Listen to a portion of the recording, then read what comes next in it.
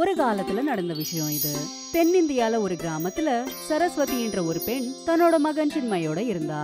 சரஸ்வதியோட கணவர் இறந்து போய் 10 வருஷம் ஆச்சு.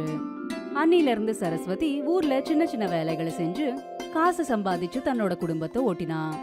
இப்போ சின்மய் 15 வயசு பையனாயிட்டான். அம்மா, நான் ஒரு வேலையை தேடி இருக்கேன்.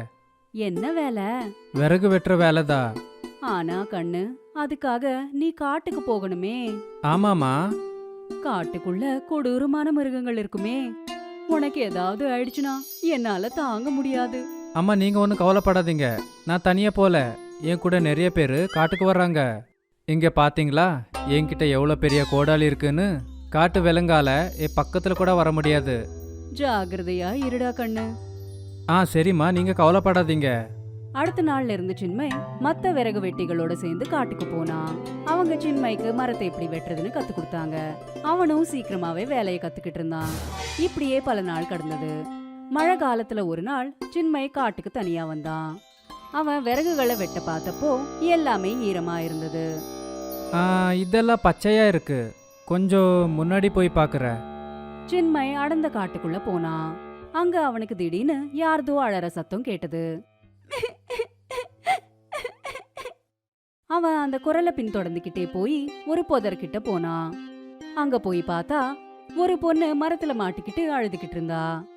அடடா, நீ நீ இங்க எப்படி மாட்டிக்கிட்ட? சின்மய் அந்த பொண்ணை இழுத்துட்டு இருக்கும் போது அந்த பொண்ணுக்கு ரெக்கைகள் இருக்குன்னு கவனிச்சான். என்ன இது, உனக்கு ரெக்கை இருக்கா? ஆமா, நான் ஒரு தேவதை. முதல் தடவையா பூலோகத்தை பார்க்க வந்தேன்.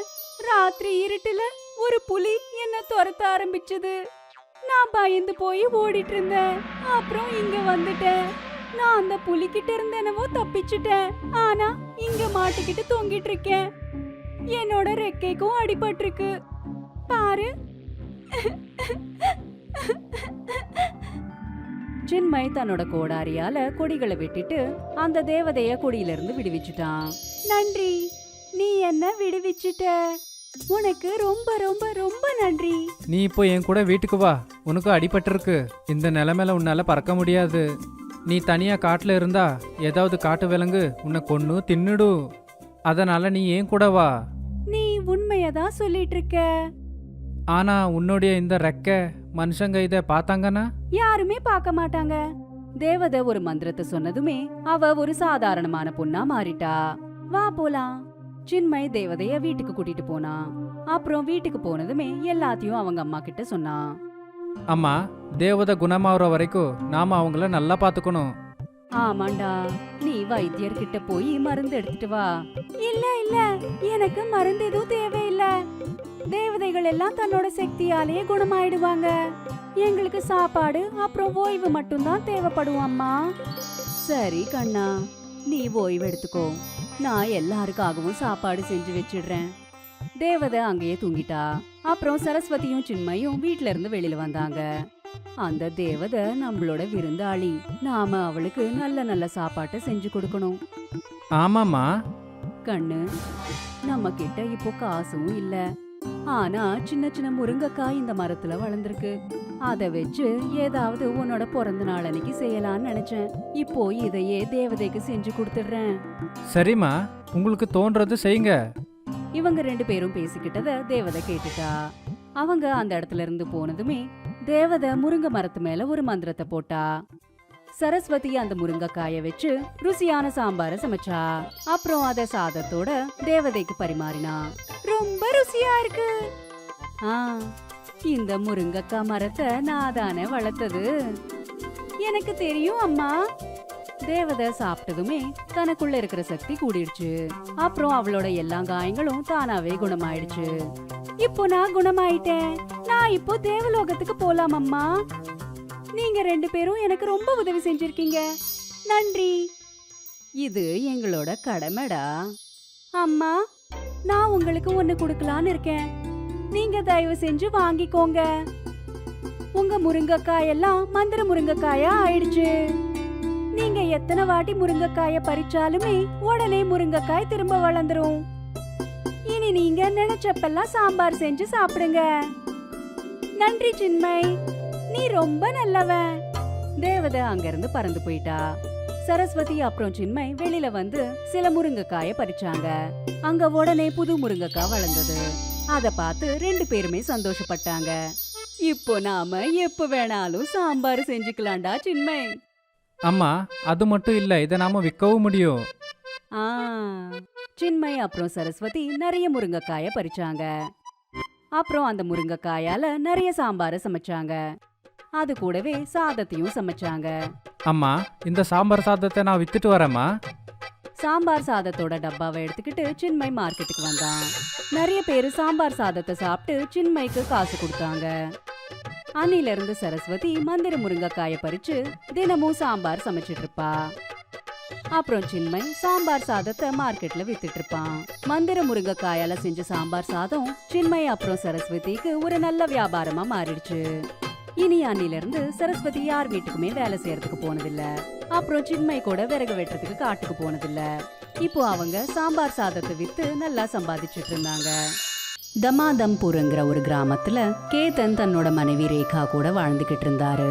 கேதன் தன்னோட பையன் பிரணீத்தோட சேர்ந்து சமோசா வியாபாரத்தை செஞ்சுக்கிட்டு இருந்தாரு. கேதனோட இந்த சமோசா கடைக்கு நேர் எதிர்த்தாப்புல அவரோட சின்ன வயசு ஃப்ரெண்ட் முன்னாவோட குல்லட் டீக்கான கடை இருந்தது. கேதன் எப்பவுமே முன்னாவை சந்திக்கிறதுக்காக போயிட்டு இருப்பாரு. என்னப்பா முன்னா, இன்னைக்கு உன்னோட கடைய ரொம்ப லேட்டா திறந்துருக்க.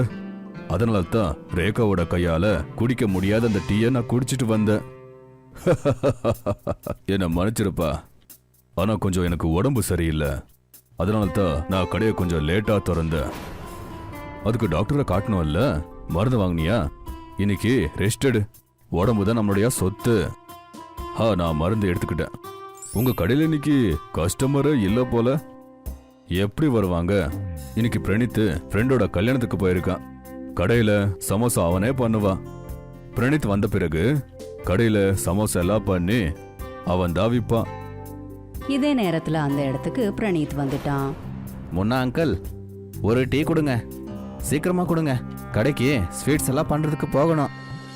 ஒரு வேலை பண்ணு, நீ போய் சமோசா பண்றதுக்கு ஸ்டார்ட் பண்ணு. நான் உன் கடைக்கு வந்து உனக்கு டீ கொடுக்குறேன். அது சரியா இருக்கும். நீ போப்பா, நான் டீ வாங்கிட்டு வரேன். பிரணீத் போனதுக்கு அப்புறம் முன்னா கேதன் கிட்ட இப்படி சொன்னாரு. உங்க பையன் நல்லா உழைக்கிறான், தினம் ஃபுல்லா வேலை பார்க்கறான்.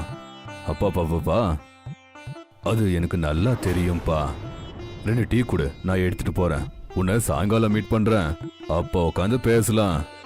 பிரணீத் தன்னோட சமோசா கடையில பகலும் ராத்திரியுமா உழைச்சுக்கிட்டு இருந்தான். நாள் முழுக்க சமோசாவை தயார் செஞ்சு அதை எல்லாத்தையும் விற்கிற வேலையை செஞ்சுக்கிட்டு இருந்தான். ஆனா பிரணீத்தோட ஃப்ரெண்ட் மங்களு அவனை பார்த்து எப்பவுமே பொறாமப்பட்டுட்டு இருப்பான். பிரணீத்தோட சமோசா கடை கிட்ட எப்பவுமே நிறைய கூட்டம் இருக்கும். ஆனா மங்களுவோட ஸ்வீட் கடை மட்டும் எப்பவுமே காலியா இருக்கும். கண்ணா மங்களு, எங்கடா இருக்க? இங்க பாரு, பிரணீத் உனக்காக சமோசாவை அனுப்பியிருக்கான். நான் இப்போதான் வந்தேங்க. இதுல என்ன இப்போ பிரச்சனை? நான் போய் மீட் பண்றேன். மங்களு நேரா பிரணீத்தோட கடைக்கு போனான். என்ன வியாபாரமெல்லாம் நல்லா நடக்குது போல, ஃப்ரீயா சமோசா எல்லாம் கொடுக்குறேன். அட அப்படியெல்லாம் ஒன்றும் இல்லை, இன்னைக்கு சமோசாவை கொஞ்சம் அதிகமாக பண்ணிட்டேன், அதனால தான் உனக்கு கொடுக்கலான்னு. எனக்கு எல்லாம் தெரியும், இது வேணும்னே நீ பண்ணிக்கிட்டு இருக்க, என்ன அவமானப்படுத்துறதுக்கு. உன்னோட சமோசா கடை என்னோட ஸ்வீட் கடையோட ரொம்ப நல்லா போகுதில்ல, அதனால தான். அட நான் அப்படியெல்லாம் நினைக்கவே இல்லை, நீ தப்பா நினச்சிருக்க. சும்மா இரு, உன் வேலையை பாருப்போ. மங்களு பிரணீத்தோட கடைக்கு வந்து அவன் கூட சண்டை போட்டுக்கிட்டு அங்கிருந்து கிளம்பி போயிட்டான். அப்புறம் பார்க்குக்கு போய் உட்காந்து இப்படி யோசிச்சுட்டு இருந்தான். இந்த பிரணீத் பையன் அவனை பத்தி என்னதான் நினைக்கிறா? சமோசா நல்லதா பண்றான், அந்த சமோசாவோட ருசியா என்னோட ஸ்வீட்ஸ் இருக்க, அவனுக்கு ஏதாச்சும் பண்ணியா ஆகணும். மங்களு இப்படி தன்னோட மனசுக்குள்ள நினைச்சுக்கிட்டு இருக்கும் போதே அந்த இடத்துக்கு கோலு வந்துட்டான். அவன் அந்த ஊர்ல இருக்கிற ஒரு திருடன். அவன் ஜெயில இருந்து கொஞ்ச நாள் முன்னாடி தான் ரிலீஸ் ஆயிட்டு வந்தான். அட கோலு அண்ணன், ஜெயில இருந்து எப்ப வந்தீங்க? இந்த இடத்துல வந்து என்ன பண்ணிக்கிட்டு இருக்கீங்க? போன மாசம்தான் நான் இங்க வந்தப்பா. இனிமே நான் திருடவே மாட்டேன்பா, ஒரு நல்ல மனுஷனா வாழ்வேன். நல்ல மனுஷனா இருந்தா ரொம்ப கஷ்டம்ப்பா. நீ ரொம்ப சோகமா இருக்க, என்ன ஆச்சு? மங்களு கோலு கிட்ட தன்னோட பிரச்சனைய எல்லாத்தையும் சொன்னான். அப்ப கோலு இப்படி சொன்னான். அட அவ்வளவுதானா? போய் அந்த சமோசால ஏதாச்சும் கலப்படம் பண்ணு. அப்படின்னா அந்த சமோசால பேதி மாத்திரை போட்டுரு. அதுக்கப்புறம் இந்த கிராமம் அவனோட சமோசாவை சாப்பிட்டு சாப்பிட்டு வயலு பக்கம் ஓடுவாங்க. அப்ப அவனோட கதையே மாறிடும். ஆனா அதிகமா ஆகக்கூடாது. நான் உனக்கு ஐடியா கொடுத்துருக்கேன், மிச்சம் நீ தான் பார்த்துக்கணும். கோலு சொல்றது சரிதான். அவன் சமோசால நான் மருந்த கலப்படம் பண்ணி அவன் கடைய நான் நாசமாக்க போறேன். மங்களு வீட்டுக்கு போய் ராத்திரி முழுக்க இத பத்தியே யோசிச்சுக்கிட்டு இருந்தான். அப்புறம் கோலு கிட்ட கொஞ்சம் காசு கொடுத்து பிரணீத்தோட சமோசால ஏதோ மருந்த கலக்க சொல்லி சொன்னான். இன்னைக்கு சரக்குக்கு எனக்கு காசு கிடைச்சிருச்சு. அவனோட சமோசால மருந்த போட்டுட்டு சாயங்காலம் நல்லா குடிச்சிட்டு தூங்க போறேன். இதுதான் வாழ்க்கை. இப்படிதான் இருக்கணும். ரொம்ப நல்லா இருக்கா. கோலு பிரணீத்தோட கடைக்கு போய் அந்த சமோசாக்கள்ல மருந்து கலந்து விட்டுட்டான். அன்னைக்கு சமோசா நிறைய வித்து போச்சு. தூரத்துல இருந்தெல்லாம் கூட வந்து மருந்து கலந்த சமோசாவை வாங்கிட்டு போனாங்க. பாத்தியாமா, இன்னைக்கு சமோசா நிறைய விற்கப்பட்டுச்சு. கடவுள் இப்படியே வியாபாரத்தை வச்சுக்கிட்டா நல்லா இருக்குமா. 2 பேரும் இப்படி பேசிட்டு இருக்கும் போதே சில பேர் அவங்களோட வீட்டுக்கு வயிற்று பிடிச்சிக்கிட்டு வந்தாங்க. நீ சமோசால என்னப்பா கலந்த? என் வீட்டு தண்ணி எல்லாம் காலி ஆயிடுச்சுப்பா. இப்போ இலையை தான் நாங்க யூஸ் பண்ணிக்கிட்டே இருக்கோம். உன் சமோசா பயங்கர மோசமா இருக்கு. என் குடும்பத்துல இருக்கிறவங்க எல்லாரும் பாத்ரூமை சுத்தி சோர்ந்து போயிட்டாங்க. என்னத்தடா கலந்து வச்சிருக்க உன் சமோசால? நான் முதலையே ஒலியா இருக்கேன். வயலுப்புக்க போய் என்ன ஒலி ஆயிட்டேன். மருந்து கலந்த சமோசாவை சாப்பிட்டதால ஊர்க்காரங்க எல்லாருக்கும் மோஷன்ஸ் ஆயிட்டு இருந்தது. அப்புறம் இந்த ஒரு காரணத்தினால அணிலிருந்து பிரணீத்தோட கடை சுத்தமாவே ஓடல. இனிமே உன் கடைக்கு யாருமே வர மாட்டாங்க. எல்லாரும் ஸ்வீட்ஸ் மட்டும் தான் சாப்பிடுவாங்க. சமோசா சாப்பிட மாட்டாங்க. பிரணீத்தோட கடை சரியா ஓடாததால மங்களுவோட ஸ்வீட் கடை ரொம்ப நல்லா ஓடிட்டு இருந்தது. இதனால பிரணீத் ரொம்பவே நொந்து போய் எதிரில் இருக்கிற முன்னாவோட டீ கடைக்கு போனான். என்ன சொல்றது முன்னா அங்கிள், எல்லாமே நல்லபடியா போச்சு. ஆனா இன்னைக்கு பாருங்க. ஏப்பா, கஷ்டம்னா வரும் போகும், அதுக்கெல்லாம் வருத்தப்படலாமா சொல்லு? அவர் சொன்ன எளிமையான வாழ்க்கை அப்புறம் உயர்ந்த சிந்தனைகள்ன்றதை கேட்டதுமே பிரணீத் அந்த இடத்துக்கு தன்னோட அப்பாவை கூட்டிட்டு வந்தான். அப்பா இங்க வாங்க. நம்ம கடையை காப்பாத்துறதுக்கு என்கிட்ட ஒரு ஐடியா இருக்கு. என்ன ஐடியாப்பா? நீங்க கிச்சடியை ரொம்ப நல்லா பண்ணுவீங்க. நாம எதுக்கு கிச்சடி வியாபாரத்தை பண்ணக்கூடாது? இதுல யாருக்கெல்லாம் வயிறு ப்ராப்ளம் இருக்கும் அவங்களுக்கு சரியாயிரும். அவங்களுக்கு லைட் ஃபுட் சாப்பிட கிடைக்கும். நம்ம வியாபாரமும் நல்லபடியா நடக்கும். எல்லாம் சரியாயிரும். அடேங்கப்பா, நீ நல்ல ஐடியாவை யோசிச்சு வச்சிருக்க.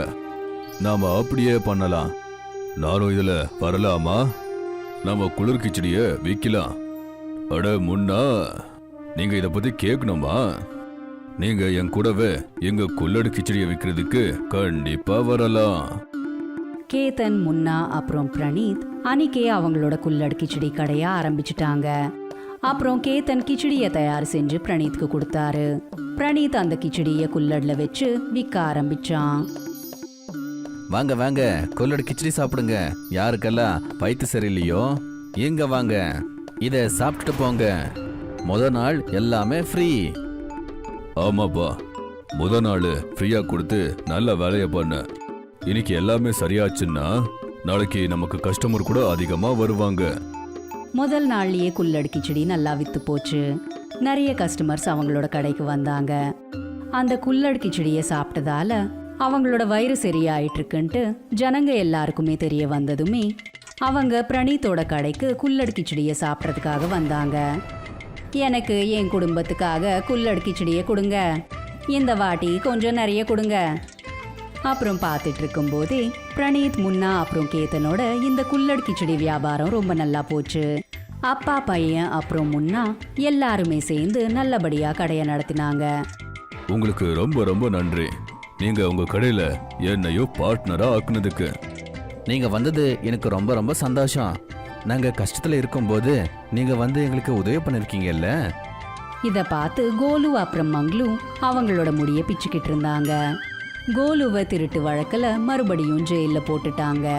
அப்புறம் மங்களு தன்னோட ஸ்வீட் வியாபாரத்தை மறுபடியும் நடத்துறதுக்கு முயற்சி செஞ்சான்.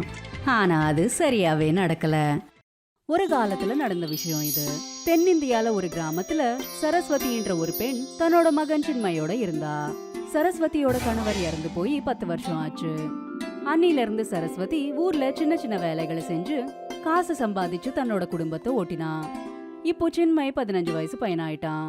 அம்மா, நான் ஒரு வேலையை தேடி இருக்கேன். என்ன வேலை?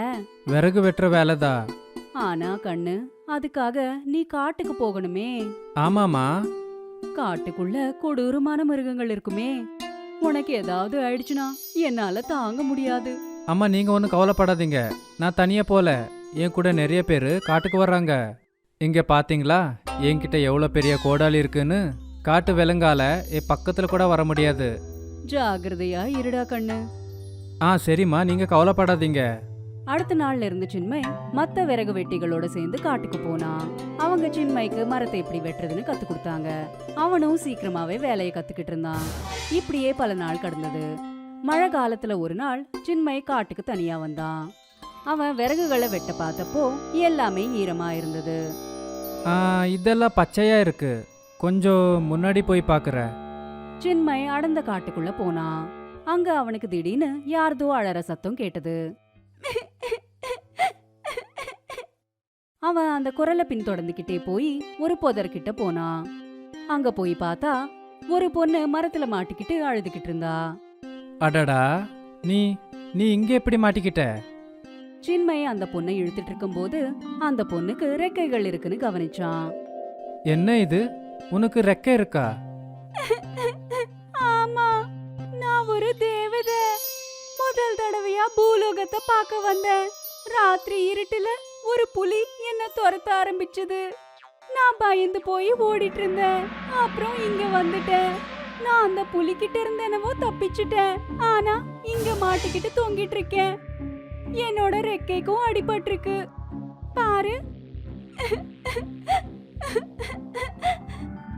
சின்மய் தன்னோட கோடாரியால கொடிகளை வெட்டிட்டு அந்த தேவதைய கொடியில இருந்து விடுவிச்சுட்டான். நன்றி, நீ என்ன விடுவிச்சிட்ட.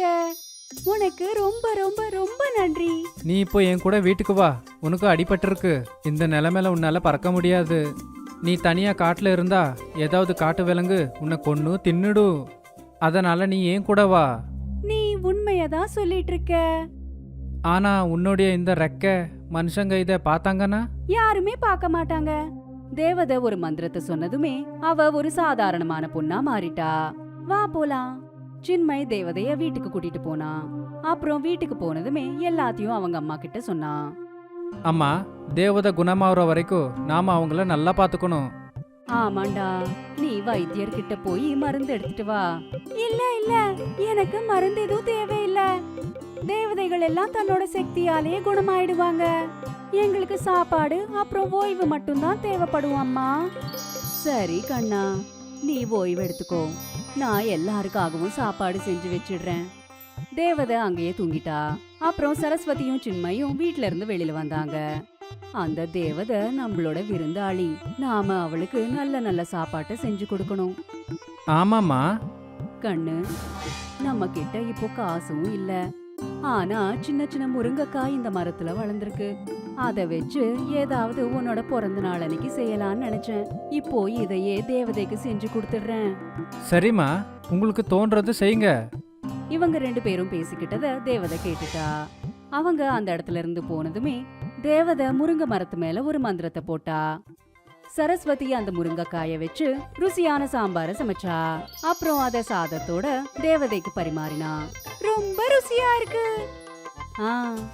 இந்த முருங்கைக்காய் மரத்தை நான் தானே வளர்த்தது. எனக்கு தெரியும் அம்மா. தேவதை சாப்பிட்டதுமே தனக்குள்ள இருக்கிற சக்தி கூடிடுச்சு. அப்புறம் அவளோட எல்லா காயங்களும் தானாவே குணமாயிடுச்சு. இப்போ நான் குணமாயிட்டேன். நான் இப்போ தேவலோகத்துக்கு போலாம் அம்மா. நீங்க 2 பேரும் எனக்கு ரொம்ப உதவி செஞ்சிருக்கீங்க. நன்றி. இது எங்களோட கடமைடா. அம்மா, நான் உங்களுக்கு ஒண்ணு கொடுக்கலான்னு இருக்கேன். நீங்க தயவு செஞ்சு வாங்கிக்கோங்க. உங்க முருங்கைக்காய் எல்லாம் மந்திர முருங்கைக்காயா ஆயிடுச்சு. நீங்க எத்தனை வாட்டி முருங்கைக்காய பறிச்சாலுமே உடனே முருங்கைக்காய் திரும்ப வளர்ந்துரும். இனி நீங்க நினைச்சப்பெல்லாம் சாம்பார் செஞ்சு சாப்பிடுங்க. நன்றி சின்மய், நீ ரொம்ப நல்லவன். தேவதை அங்கிருந்து பறந்து போயிட்டா. சரஸ்வதி அப்புறம் சின்மை வெளியில வந்து சில முருங்கைக்காய பறிச்சாங்க. அங்க உடனே புது முருங்கைக்காய் வளர்ந்தது. அத பார்த்து 2 பேருமே சந்தோஷப்பட்டாங்க. இப்போ நாம எப்ப வேணாலும் சாம்பார் செஞ்சுக்கலாம்டா சின்மை. அம்மா அது மட்டும் இல்லை, இதை நாம விற்கவும் முடியும். ஆ, சின்மை அப்புறம் சரஸ்வதி நிறைய முருங்கைக்காய பறிச்சாங்க. அப்புறம் அந்த முருங்கைக்காயால நிறைய சாம்பார சமைச்சாங்க. அது கூடவே சாதத்தையும் சமைச்சாங்க. அம்மா இந்த சாம்பார் சாதத்தை நான் வித்துட்டு வரேம்மா. சாம்பார் சாதத்தோட டப்பாவை எடுத்துக்கிட்டு சின்மை மார்க்கெட்டுக்கு வந்தான். நிறைய பேரு சாம்பார் சாதத்தை சாப்பிட்டு சின்மைக்கு காசு கொடுத்தாங்க. அன்னில இருந்து சரஸ்வதி மந்திர முருங்கைக்காய பறிச்சு தினமும் சாம்பார் சமைச்சிட்டு இருப்பா. அப்புறம் சின்மை சாம்பார் சாதத்தை மார்க்கெட்ல வித்துட்டு இருப்பான். மந்திர முருங்கைக்காயால செஞ்ச சாம்பார் சாதம் சின்மை அப்புறம் சரஸ்வதிக்கு ஒரு நல்ல வியாபாரமா மாறிடுச்சு. இனி அன்னில இருந்து சரஸ்வதி யார் வீட்டுக்குமே வேலை செய்யறதுக்கு போனதில்ல. அப்புறம் சின்மை கூட விறகு வெட்டுறதுக்கு காட்டுக்கு போனதில்ல. இப்போ அவங்க சாம்பார் சாதத்தை வித்து நல்லா சம்பாதிச்சிட்டு இருந்தாங்க. ஒரு வாட்டி சுந்தர்பனுங்கிற ஊர்ல வெப்பம் ரொம்பவே ஜாஸ்தி ஆயிட்டதால அங்க இருக்கிற விளைச்சல் எல்லாம் காஞ்சிடுச்சு. திடீர்னு வானொலிக்கு என்னாச்சோ தெரியல, நல்லா மழை பெய்ய வேண்டிய மழை காலத்திலயும் ஒரு சொட்டு மழை துளி கூட அந்த ஊர்ல பெய்யவே இல்ல. இதனால சுந்தர்பன் கிராமத்துல இருக்கிற ஜனங்க எல்லாருமே ரொம்ப கவலையா இருந்தாங்க. பாவம் அவங்க எல்லாருக்கும் தண்ணிக்காக ரொம்பவே கஷ்டப்பட வேண்டியதா இருந்தது. அந்த இந்திரதேவர் நம்ம மேல ஏன் கோவமா இருக்காருன்னே தெரியல. இன்னும் கொஞ்ச நாள்ல மழை காலமும் முடிஞ்சிடும். ஆனா இன்னுமுமே வானத்துல ஒரு கருப்பு மேகம் கூட தென்படல. எனக்கு என்ன தோணுதுன்னா, நம்மளுடைய இந்த சுந்தரவனத்து மேலே யாரோ கண்ணு வச்சிருக்காங்க. அதனால தான் இப்படியெல்லாம் நடக்குது. இது வரைக்கும் நம்மளுக்கு இந்த மாதிரி ஒரு சூழ்நிலை வந்ததே இல்லை. சுந்தர்பனுங்கிற ஊரோட பேரை சொன்னதுமே எனக்கு அழகான பூக்களும் அப்புறம் மனசை கவர்ற மாதிரியான இடங்கள் தான் ஞாபகம் வரும். ராதிகா தன்னோட கண்களை மூடிக்கிட்டு 2 வருஷத்துக்கு முன்னாடி இருந்த சுந்தர்பன் கிராமத்தை பத்தி நினைச்சுக்கிட்டு இருந்தா. சுந்தர்பன் கிராமம் ரொம்பவே அழகா இருந்தது. சூரியன் உதிக்கிற நேரத்துல அந்த சூரியனோட கிரணங்கள் பட்டதுமே ஊர்ல ஒரு ஒளியே வந்துரும். எல்லா பக்கமும் பச்சை பசேர்னு இருந்தது. பறவைகள் கீச்சு கீச்சுன்னு சத்தம் போட்டுக்கிட்டே அதோட சாப்பாடை தேடி வானத்துல பறந்துட்டு இருக்கு. பெண்கள் கிணறுல இருந்து தண்ணிய நிரப்பிக்கிட்டு வர்றது, விவசாயிங்க எருது மாடுங்களோட சேர்ந்து வயலுக்கு போகிறது, குழந்தைங்க ஸ்கூல் பேக்கை போட்டுக்கிட்டு அழகா ஸ்கூலுக்கு போயிட்டு இருக்கிறது, எல்லாருமே ரொம்ப சந்தோஷமா செழிப்பா வாழ்ந்துகிட்டு இருந்தாங்க. ராதிகா ஒரு அழகான கனவு போல இது எல்லாத்தையும் பத்தி நினைச்சுக்கிட்டு இருந்தா. அப்போதான் வீரேந்திரன் அவளை அந்த கனவுல இருந்து வெளியில வர வச்சான். அட என்னாச்சு உனக்கு? கண்ணை திறந்துக்கிட்டே கனவு காண்றியா என்ன? நான் கனவு காணலைங்க. 2 வருஷத்துக்கு முன்னாடி இருந்த சுந்தர்பன் பத்தி நினைச்சுக்கிட்டு இருந்தேங்க. ஆமாம், அந்த நாள் எப்படி இருந்துச்சு? பச்சை பசேல்னு இருக்கிற ஊர். எங்கே பார்த்தாலும் எல்லாரும் சந்தோஷமா ஒருத்தவங்களோட ஒருத்தவங்க பேசிக்கிட்டு, நிறைய பேர் நம்ம கிராமத்தையோ இங்கே இருக்கிற அழகையும் பார்க்குறதுக்காகவே தூரத்துலேருந்து வந்துக்கிட்டு இருந்தாங்க. ஆனால் இப்போ பாரு, இந்த கிராமத்தில் வாழ்கிறதே கஷ்டமாயிருச்சு. வருங்காலத்துல என்ன நடக்க போகுதுன்னே தெரியல. விளைச்சல் காஞ்சு போயிட்டதால ஊர்ல சாப்பாட்டுக்கும் கஷ்டமா இருக்கு. எல்லாரோட வீட்லயும் 1 மாசம் வர வயிறார சாப்பிட்றதுக்கு கூட சாப்பாடு இல்லாம இருக்கு. நீ 1 மாதத்தை பற்றி பேசுகிற, ஆனால் நம்ம வீட்டோட சூழ்நிலை இப்போ 1 வாரத்துக்கான பொருட்கள் கூட நம்ம வீட்டில் இல்லை. எனக்கு நல்லா தெரியும், அப்பா அம்மா 2 பேரும் பட்னியாக இருந்து எங்கள் வயிற்றுக்கு எப்படி சாப்பாடு போட்டாங்கன்னு. கடவுளே, எங்களுக்கு உதவி செய்யுங்க. இல்லனா பசியாலேயே இந்த சுந்தர்பனுங்கிற ஒரு அழகான ஊரு ஒரு சுடுகாடாவே மாறி போயிடும். எனக்கு தோணுது, இந்த பிரச்சனையை விட்டு நாம் வெளியே வர்றதுக்கு கிராமத்தில் ஒரு யாகத்தை நடத்தியாகணும். ஆமாங்க, நீங்க சரியா சொல்லிருக்கீங்க. உடனே வீரேந்திரனும் ராதிகாவும் ஊர்க்காரங்க கிட்ட இந்த யாகத்தை பத்தி சொன்னாங்க. வறண்டு போன விளைச்சலை பார்த்து ஊர்க்காரங்களும் இந்த யாகத்துக்கு ஒத்துக்கிட்டாங்க. அந்த ஊர்ல கடவுளோட கோயிலுக்கு முன்னாடி அவங்க ஒரு பெரிய யாகத்தை செஞ்சாங்க. யாகம் செஞ்சு முடிஞ்சதுமே அந்த ஊருக்குள்ள ஒரு துறவி வந்தாரு. யாராவது கொஞ்சம் தானம் போடுங்கம்மா. அவரு ஒரு வீட்டை கூட விட்டு வைக்காம அந்த ஊர்ல இருக்கிற எல்லா வீடுகளுக்கும் போனாரு. இங்க பாருங்கம்மா, நான் பல நாட்களா பட்னியா இருக்க, சாப்பிட ஏதாவது இருந்தா கொடுங்க. ஐயா, நேத்து ராத்திரில இருந்து வீட்டுல அடுப்பே எரியல. நான் ஒரு நாள் விட்டு மறுநாள் சாப்பாடு செஞ்சிட்டு இருக்கேன். ஏன்னா தேவையான அளவுக்கு மளிகை பொருட்களே இல்ல. அவங்க சொன்னதை எல்லாத்தையும் கேட்டு அவர் அங்கிருந்து திரும்பி போக தான் போனாரு. அப்பதான் அந்த வீட்டு பெண்மணி துறவிய கூப்பிட்டாங்க. ஐயா, ஒரு நிமிஷம், நீங்க எங்க வீட்ல இருந்து வெறும் கையோட போக கூடாது. அப்புறம் அவங்க வீட்ல மிஞ்சி இருந்த எல்லா மளிகை பொருட்களையும் அந்த துறவியோட பையில போட்டுட்டா. அந்த கடவுள் உன்னை காப்பாத்துவாரு. உன்னுடைய கஷ்டங்கள் எல்லாத்தையுமே அவரு போக்கிடுவாரு. துறவி அவங்கள நல்லபடியா ஆசிர்வதிச்சு அவங்க கொடுத்த பிச்சைய வாங்கிக்கிட்டு அங்கிருந்து இன்னொரு வீட்டை நோக்கி போனாரு. அவருக்கு ஒரு குடிசை தென்பட்டது. அந்த வீட்டுக்குள்ள இருக்கிறவங்க சாப்பிட்டுக்கிட்டு இருந்தாங்க. அம்மா, ஏதாவது தானம் பண்ணுங்க அம்மா. அந்த துறவியோட குரலை கேட்டதும் வீட்டு தலைவர் வெளியில வந்தாரு. அவரு தான் சாப்பிட்டுட்டு இருக்கிற சாப்பாடை தானம் பண்ணிட்டாரு. துறவி வீட்டு தலைவர் கொடுத்த அந்த ஒரு ரொட்டிய சாப்பிட்டாரு. ஆனா அதால அவரோட வயிறு நிறையவே இல்ல. துறவியோட மூஞ்சியில இருக்கிற அந்த அசந்திருப்திய பார்த்து அந்த வீட்டு தலைவர் உடனே வீட்டுக்குள்ள போய் தன்னோட மனைவியோட சாப்பாடையும் எடுத்துட்டு வந்து அந்த துறவிக்கு கொடுத்தாரு. துறவி அந்த பிளேட்ல இருக்கிற ஒரு ரொட்டிய கூட சாப்பிட்டுட்டாரு. ஆனா இதாலையும் அவரோட வயிறு நிறையவே இல்ல. இங்க பாருப்பா, நீ இந்த சுவையான சாப்பாடை கொடுத்து என்னுடைய பசியை இன்னும் அதிகமாக்கியிருக்க. இதை எடுத்துக்கோங்க சாமி. என்னுடைய சாப்பாட்டையும் நீங்க சாப்பிடுங்க. சாமி, இந்தாங்க, நீங்க என்னோட பங்கு சாப்பாடையும் சாப்பிட்டு உங்க பசிய தீர்த்துக்கோங்க. துறவி அந்த சாப்பாட்டை எல்லாத்தையும் சாப்பிட்டாரு. அவரு அந்த குடும்பத்தோட சேவா குணத்தை பார்த்து அவங்கள மனசார ஆசிர்வதிச்சாரு. இங்க பாருங்க, நான் உங்களுடைய இந்த தானத்தையோ உங்களுடைய மனசையோ பார்த்து ரொம்பவே சந்தோஷப்படுறேன். நீயும் உன்னுடைய குடும்பமும் பட்னியா இருந்து என்னுடைய பசியை நீங்க தீர்த்திருக்கீங்க. அந்த கடவுள் உங்களை வாழ்த்துவாரு. உங்களுடைய கஷ்டங்கள் எல்லாத்தையுமே விளக்குவாரு. துறவி அவங்கள எல்லாரையும் ஆசிர்வதிச்சு வேற ஒரு வீட்டை நோக்கி போயிட்டு இருந்தாரு. இப்படியே அந்த துறவி சுந்தர்பன் கிராமத்துல இருக்கிற எல்லாரோட வீட்டுக்கும் போய் பிச்சையை எடுத்துக்கிட்டு இருந்தாரு. அப்புறம் பார்த்துட்டு இருக்கும் போதே சாயந்தரம் ஆயிடுச்சு. அந்த துறவியும் சுந்தர்பன் கிராமத்துல இருந்து கிளம்பிட்டாரு. ஊர்க்காரங்க கிட்ட சாப்பிட்றதுக்கு என்னெல்லாம் இருந்ததோ அதை எல்லாத்தையும் அவங்க அந்த துறவிக்கே தானம் பண்ணிட்டாங்க. இதனால அந்த ஊர்ல இருக்கிற எல்லாருக்குமே அடுத்த நாள் சாப்பிட்றதுக்கு ஒரு தானியத்து அரிசி கூட இல்லாம இருந்தது. ஆனா அடுத்த நாள் காலையில சூரியன் உதிச்சதுமே சுந்தர்பன் கிராமத்துல இருக்கிற காட்சியை பார்த்து அந்த ஊர்க்காரங்க எல்லாருமே ரொம்ப ரொம்ப ஆச்சரியப்பட்டாங்க. ஏன்னா கிராமத்துக்கு ஒரு பக்கத்துல தண்ணிக்கான நதி இருந்தா இன்னொரு பக்கம் அரிசிக்கான நதி ஓடிக்கொண்டிருந்தது. ஆமாங்க, நிஜமாவே இது நம்ம ஊர் மேல அந்த கடவுளோட தயவு தாங்க. ஊர்க்காரங்க எல்லாருமே ஒரு நதியில இருந்து தண்ணியை எடுத்துக்கிட்டு இன்னொரு நதியில இருந்து அரிசியை எடுத்துக்கிட்டாங்க. அப்புறம் அந்த ஊருக்குள்ள ஒரு பெரிய விருந்தையே வச்சுட்டாங்க.